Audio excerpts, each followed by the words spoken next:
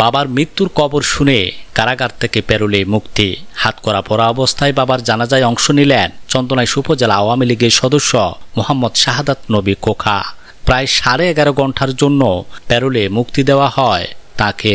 কড়া নিরাপত্তায় চট্টগ্রামের চন্দনাইশে বাবার জানাজায় অংশ নেওয়ার পর আবারও তাকে নেওয়া হয় কাশিমপুর কেন্দ্রীয় কারাগারে। মোহাম্মদ নুরুল আলমের প্রতিবেদনে থাকছে বিস্তারিত। কারাগারের বন্দি জীবন আর সামনে বাবার নিতর মরদেহ, এই দুইয়ের মাঝেই মাত্র কয়েক ঘন্টার জন্য বাবার কাছে ফিরলেন মোহাম্মদ শাহাদাত নবী খোকা। প্রিজন ভ্যান থেকে নেমে বাবার মরদেহ দেখে কান্নায় ভেঙে পড়েন তিনি। আবেগঘন এই দৃশ্যে উপস্থিত স্বজন ও অন্যান্যরা হয়ে পড়েন আবেগ আপ্লুত। সোমবার ভোররাতে 4টায় কাশিমপুর কেন্দ্রীয় কারাগার 2 থেকে 11.5 ঘন্টার জন্য পেরোলে মুক্তি দেওয়া হয় তাকে। পরে কড়া নিরাপত্তায় পুলিশের প্রিজন ভ্যানে করে তাকে আনা হয় চন্দনাইশে। দুপুর বাদ জোহর চন্দনাইশ পৌরসভার 4 নম্বর ওয়ার্ডের মধ্যম হারোলা নজির আলী কেরানীবাড়ি জামে মসজিদের ঈদগাহ মাঠে অনুষ্ঠিত হয় তার বাবা আলহাজ নূর নবী সওদাগরের জানাজা। আলহাজ নূর নবী সওদাগরের বয়স হয়েছিল 90 বছর।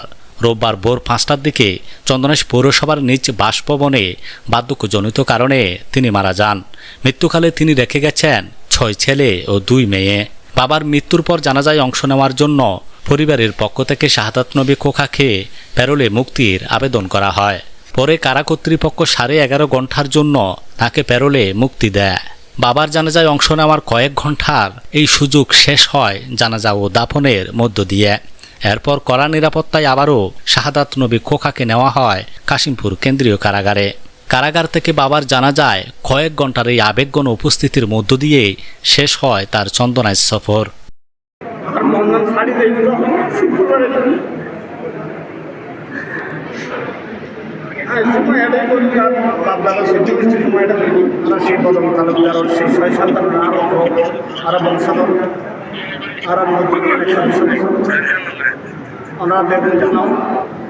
আমার পরিবার লাই দোয়া করিবেন আমার হোমর জান্নাতের উচ্চতর মকাম স্থান হয়। জীবন শুধু সহজ সরলভাবে মুসল্লি নামাজ দোয়া আর প্রশংসা।